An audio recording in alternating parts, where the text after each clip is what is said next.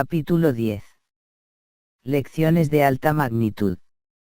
El servicio que nos apasionaba exigía esfuerzo y desinterés, porque cuanto más atendíamos a espíritus en gran sufrimiento, más llegaban otros al grupo en el que trabajábamos. Cuando los cadáveres eran traídos por las olas y arrojados a las playas, o resultaban desde el desencarnamiento de quienes habían quedado inconscientes, traumatizados, y al no haber recibido asistencia, no pudieron resistir las heridas, la pérdida de fuerzas, la desnutrición, las infecciones.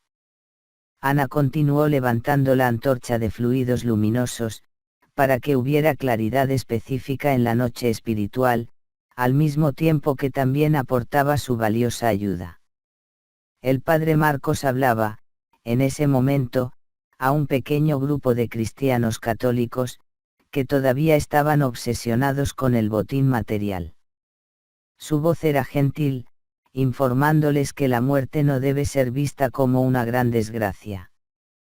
Todo el mundo, cuando nace, está marcado para morir, afirmó, con cariño, porque este es el ciclo de la vida. Lo opuesto a la vida no es la muerte, sino el renacimiento. Jesús murió para resucitar al tercer día, demostrando la inmortalidad y comunicándose con los queridos amigos que habían quedado atrás, esperando la confirmación de sus luminosas palabras. Gracias a su regreso, el Evangelio pudo confirmarse y el mensaje que lleva se convirtió en esperanza de todos los que sufren y se encuentran al borde del abismo, sin ceder al miedo ni al desaliento. Confiar, por tanto, en que hay un reino más allá de la carne que nos espera a todos, es deber de todo cristiano, cuya doctrina se funda en la certeza de la victoria de la vida sobre la muerte. Mientras hablaba, Abdul, Ivonne, Oscar y nosotros, acompañados ahora por dos espíritus indonesios que se ofrecieron a cooperar con nosotros, trabajamos en la liberación de los recién desencarnados que todavía permanecían estrechamente vinculados a los cuerpos, en la condición de frutos espurios del materialismo al que se aferraban. Cada uno de los liberados, aunque atento a las palabras del sacerdote, experimentó una especie de vaído, y caía en un estado de relativa inconsciencia, de modo que era retirado del pequeño círculo hacia la zona de transporte. Felices, prosiguió el apóstol de la caridad, somos todos aquellos que creemos en nuestro Señor Jesucristo y que lo tenemos como camino, verdad y vida. Unidas a Él por el amor que sostiene nuestras emociones, la muerte es vida y la desgracia es bendición, porque nada sucede sin su permiso superior. Afrontar la tormenta de la desesperación como sus discípulos, cuando en la frágil barca ante la tormenta amenazante, temerosos le pidieron ayuda, y él calmó los vientos y calmó las olas. En él tenemos el navegante seguro que guiará la barca de nuestra inmortalidad hacia el destino sublime de la paz. Por tanto, no temáis, manteneos confiados y ayúdanos a ayudarles. Por muy aterrador que les parezca el fenómeno de la muerte orgánica, la vida es un triunfo sobre todos los mandamientos, y nada puede destruirla. Por tanto, abandona el vehículo carnal, que ya no te sirve, agradeciéndole su cooperación durante la jornada concluida y avanzando con seguridad hacia la inmortalidad, lo que debe constituir un motivo de alegría infinita.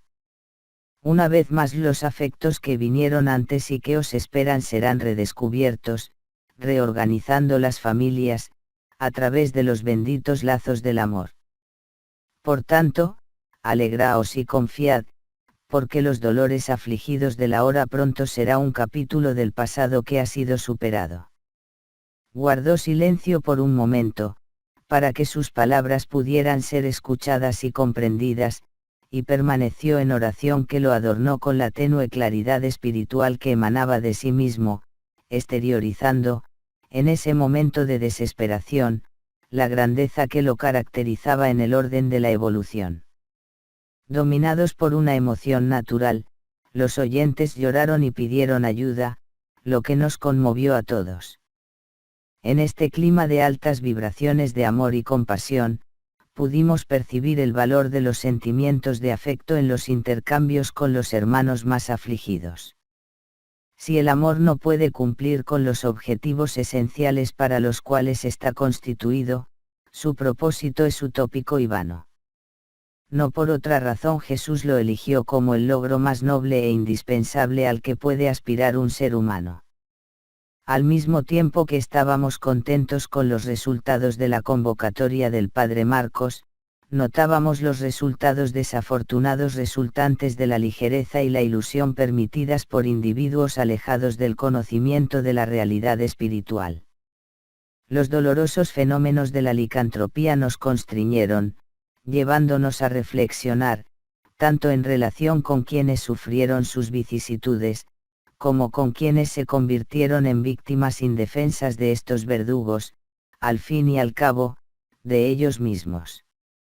El desconocimiento de las leyes de la vida sume al espíritu en el más abismal estado de primitivismo, desinteresándose por el ascenso que conduce a la deplorable situación. Ningún sentimiento de reproche o censura pasó por nuestra mente, porque, de alguna manera, somos viajeros de la noche de densas sombras hacia el día luminoso y resplandeciente.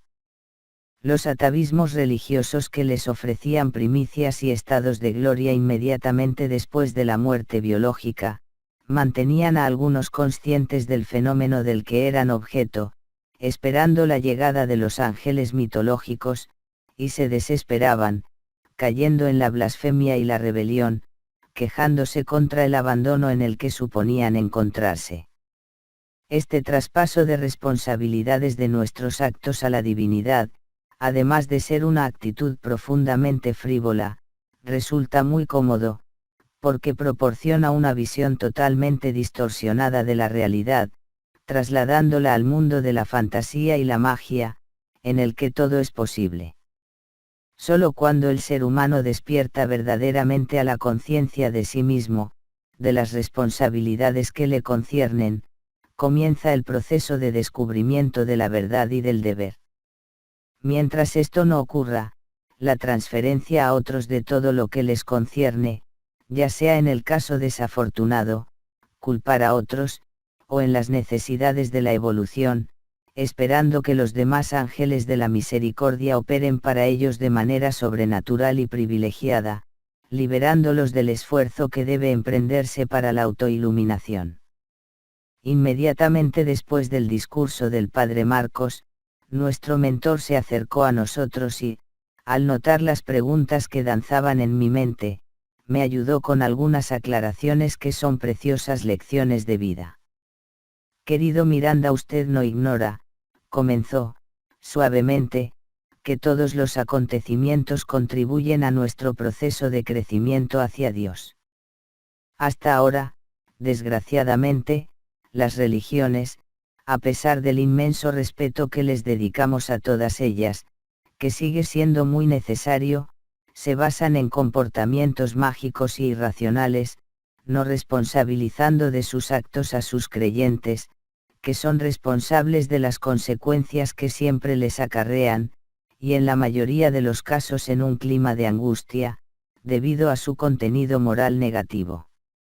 Presentando a sus dioses o profetas especiales, algunos de los cuales son víctimas de trastornos de conducta, que mezclaron información superior con sus propios conflictos, dando lugar a revelaciones castrantes y perversas, se proponen como responsables de la palabra de Dios, humanizándolo y limitándolo a sus pasiones, lejos de la grandeza inmarcesible e infinita del Creador, dándoles apariencia de verdades indiscutibles.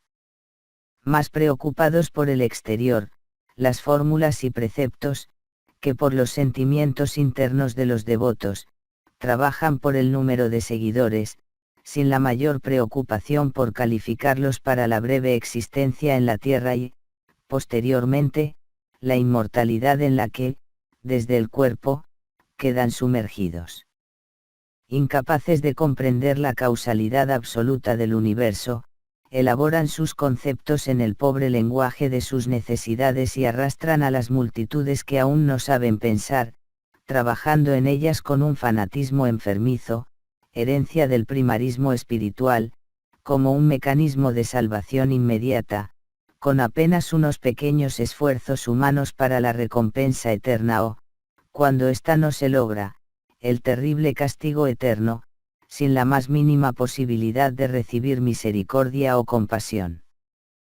Pese a ello, informan enfáticamente que el Padre de todo amor es también todo misericordia, en una colocación paradójica y absurda. Estos autómatas de la fe tambalean entonces en el mundo físico, y las multitudes equivocadas son trasladadas al mundo espiritual, atrapadas en informaciones erróneas, asimiladas sin razonamiento y recibidas como herencia de los antepasados que creen honrar fijándose en ellos, sin preocuparse de la autoiluminación. Sus dogmas, sus ceremoniales, todos elaborados con crueldad, menospreciando al ser humano, nos esclavizan al miedo y nos mantienen en la ignorancia en la que están aprisionados, haciendo muy difícil esclarecerlos en las primeras tentativas posteriores al deceso sepulcral. Se calmó por un momento, mirando, entristecido, a la inmensa cantidad de seres espirituales que se retorcían en la alucinación y desesperación sin límites, continuando. Es en esta etapa del sufrimiento que la compasión del cielo devuelve a estos enfermos a la bendita escuela terrena para el ministerio de la reencarnación, en severas expiaciones o duras pruebas, proporcionándoles la comprensión de las leyes de la justicia y de los deberes que debe constituir la agenda de todas las acciones. Incluso negar ferozmente la doctrina de los renacimientos carnales, esto no impide que sea una ley universal, presente en todas partes, como una bendición de incomparable importancia, sin la cual permaneceríamos en las etapas iniciales de la evolución, sin posibilidad de desarrollo moral e intelectual. Perfectamente compatible con la ley del progreso que solo se da a lo largo del proceso de las experiencias personales, la reencarnación, poco a poco, va haciendo que el Dios interno se desarrolle y sea gigante en lo íntimo del espíritu, inmantándolo a Dios. Después de los amargos dolores que dominan a estos miles de espíritus extraviados en su manera de creer en la vida abundante, sus fijaciones en intereses transitorios como si fueran permanentes, una vez más nos damos cuenta de cómo vivimos todavía en la infancia espiritual, criaturas terrenas acostumbradas a los caprichos del egoísmo, sin las sublimes gratificaciones de la solidaridad y el amor. Religiosamente, a todos se nos informa que la tumba no significa aniquilación, por lo tanto, sabemos que la vida continúa. Sería lógico, por tanto, vivir de una manera compatible con esta convicción, lo que en realidad no sucede. Las disputas materiales y las fijaciones se vuelven dominantes de tal manera en nuestro mundo íntimo que, conscientemente o no, posponemos el momento de la desencarnación indefinidamente. Cuando somos jóvenes, anhelamos que esto suceda en la vejez, y cuando la vejez llega, cuando sentimos el acercamiento del fenómeno de la desencarnación, el miedo se apodera de nosotros, llevándonos a muchos de nosotros al trastorno depresivo, la revuelta u otro tipo de desequilibrio. Bastaría solo unos momentos de reflexión diaria sobre la fugacidad de la vida física para prepararnos y esperar con alegría el momento de la descorporeización. ¿Qué prisionero no anhela la libertad? ¿Y quién, al ver salir a otro que estaba en su celda, no quiere que también se escuche el gran momento? ¿Y con qué alegría lo afrontas cuando llega? La metáfora explica bien cómo debemos comportarnos, lo que lamentablemente no sucede. Sin embargo, llegará el día, no muy lejano, en que las religiones serán puertas de entrada a la vida y no prisiones de la ignorancia y el absurdo. De esta manera, recordemos que todos los profetas y fundadores de religiones, por elevados y nobles que sean, no se equiparan a Jesucristo que los envió a la tierra, para que diluyan un poco las sombras de la crueldad, para que Él pueda establecer, en los días ya pasados, los faros del reino de los cielos en el mundo. Incluso aquellos que vinieron después de su advenimiento son ministros de su reino. Por esta razón, vino el Consolador que había prometido, para acelerar estos días, el momento de la verdadera comunión entre las criaturas y el Creador. Por tanto, no desmayemos y cumplamos con nuestro deber. Me encontré edificado y sorprendido, pensando cómo el noble doctor había llegado a estas conclusiones, sabiendo que había experimentado, en su existencia anterior, la convicción anglicana. Al ver mi reflejo, mi generoso amigo sonrió y añadió: Amigo Miranda, el conocimiento viaja de aquí a la tierra y no de allá aquí. Así, participando en grupos de estudio de nuestra comunidad, tomé conciencia de la revelación espírita y de su magnitud para el ser humano. Por lo tanto, estoy comprometido con la tarea en la que se encuentra nuestro grupo. Y como nuevas preguntas acudían a mi mente, con su jovialidad y sabiduría, me interrumpió proponiéndome: el trabajo nos espera y las preguntas encontrarán respuesta en hacer el bien con Jesús.